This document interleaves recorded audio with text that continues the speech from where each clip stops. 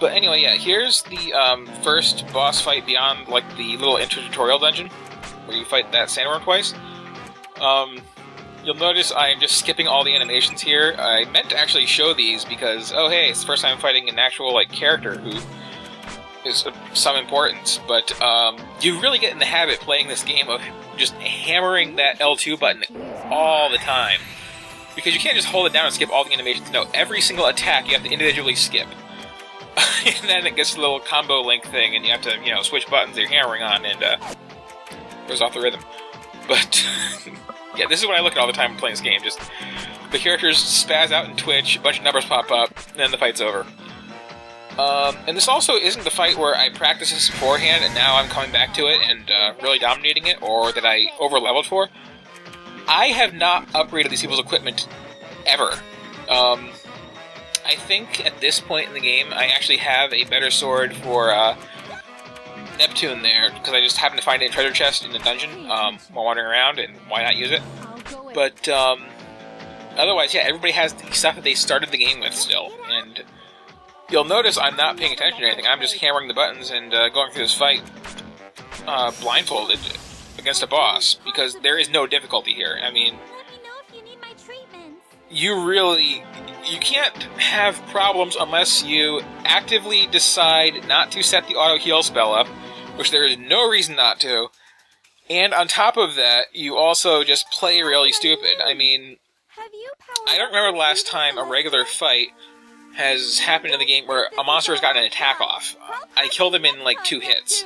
And I don't mean 2 characters acting, I mean, like, out of the 8 or so hits that I get per character, 2 kill that one, I cancel out, kill another, kill another.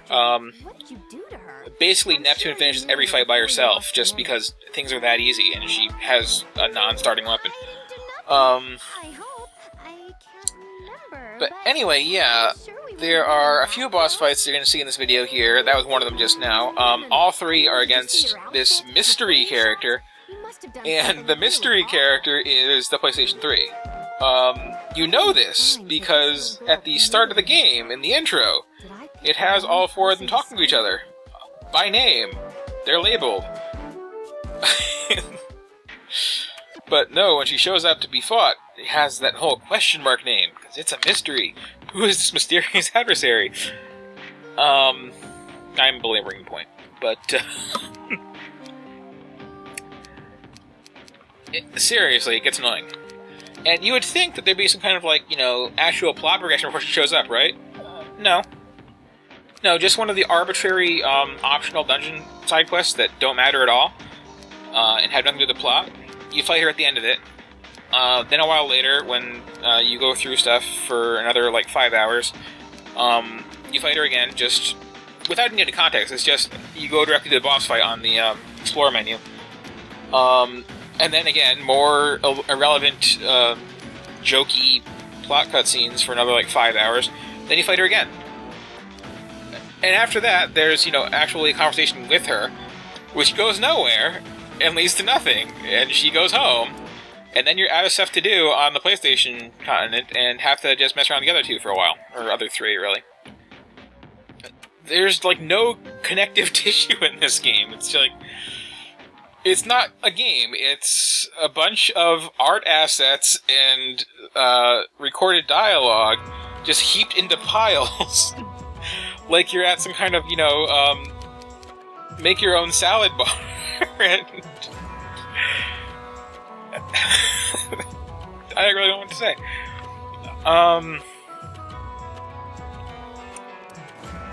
Anyway, moving on. Let's see. Here's some dungeon that I'm just skipping past. If you look at the map there, you can see the whole thing. You start right on the other end of that. I just cut out 5 minutes of walking through it and fighting monsters for time. And again, like I said, the big black boxes, that's their transitions. Sometimes they remember to say loading in the corner, sometimes they don't.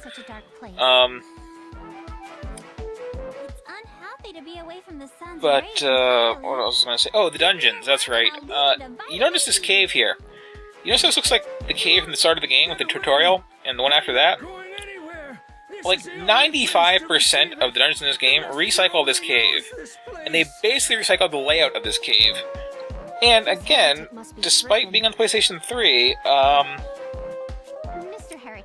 you can see areas of the cave that haven't loaded yet, half the time, in the distance. It's a sloppy piece of garbage. I've seen, I think, 3 backgrounds total that weren't this cave.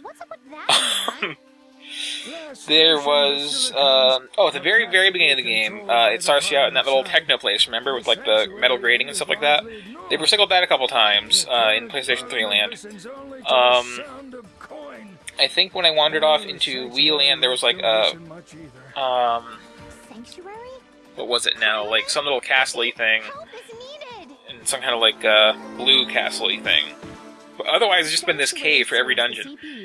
And it's clearly built out of, recycled parts, because you notice on the map, the room layouts are always the same. There's the big circular donut room, there's the big circular empty room, there's a couple turns, but there's a dead end.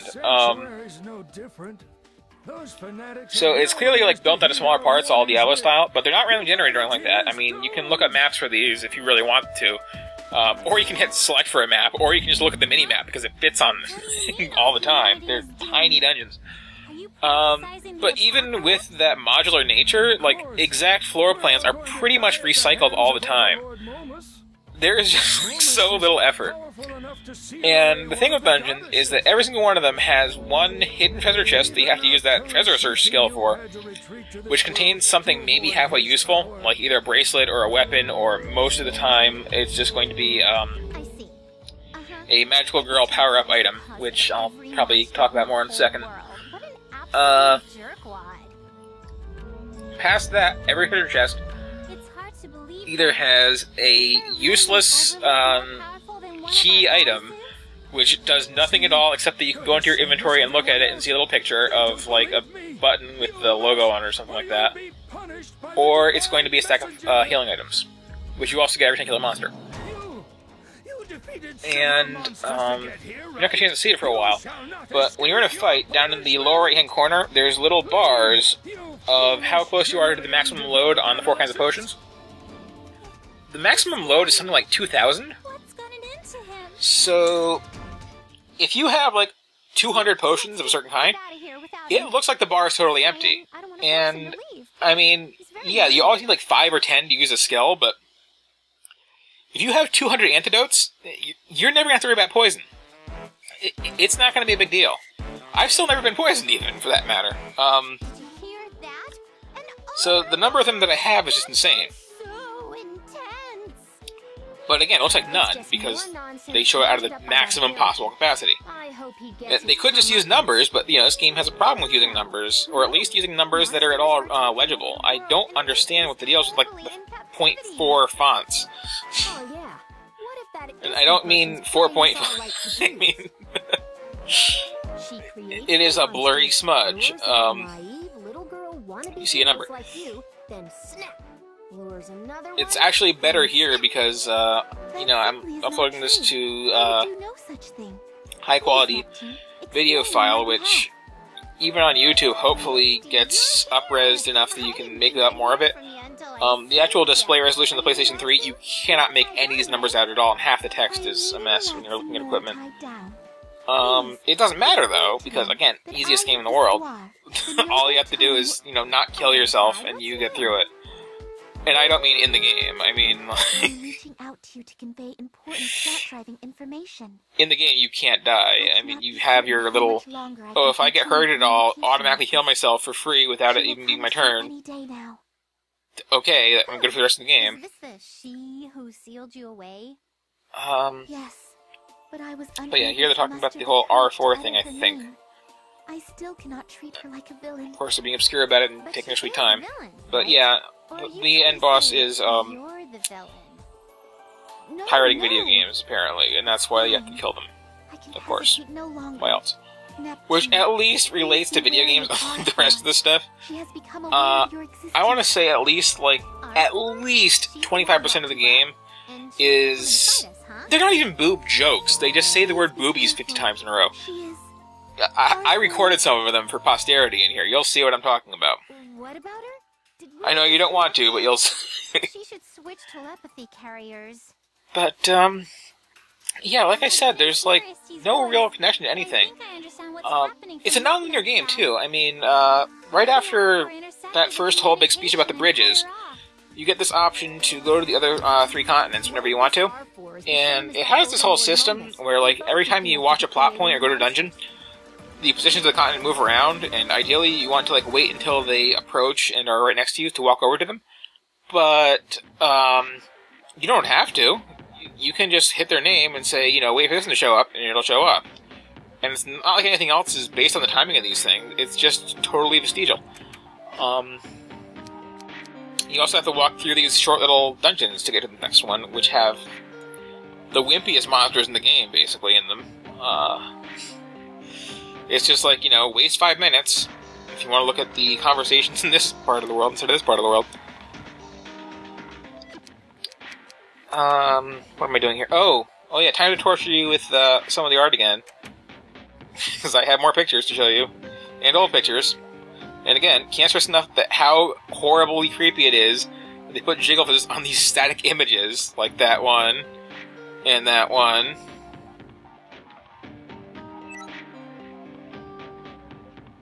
Not on this one, though. This is the Wii's non-transformed form reading a book about Super Mario Brothers, apparently. And here's, where Nisa there shows up with such a classy outfit on. And meanwhile, here's Gust, who's like 6 and talks caveman speech, but she can't commit to talking caveman speech. I think I'm actually about to go in and show you some of the first cutscenes of them. And, oh yeah, here's everybody in a bikini, because, of course. I do have to say, I can at least appreciate the sunglasses on the stupid bunny mask. That's an attempt at humor, which is better than this game normally gives you. So yeah, actually, here is... Oh wait, here's the whole blog thing of this does. The goddesses of the other 3 continents all keep a blog, which updates every once in a while, with stuff like this. I've already stained my new designer clothes. It's like, okay. That was the whole thing. You get this little message showing up that says, "Oh, there's a new blog post," and you look at it, and it's like, I make a mess when I eat pasta. Kittens are cute. Whoop-de-freaking-do. And this is the PlayStation 3's non-transformed form. Which, again, you see this, it's labeled. Clearly your characters are meant to know this is her. And yet, you know, later on she shows up and they have no clue. And you, the player, have no clue. She gets the question mark name again.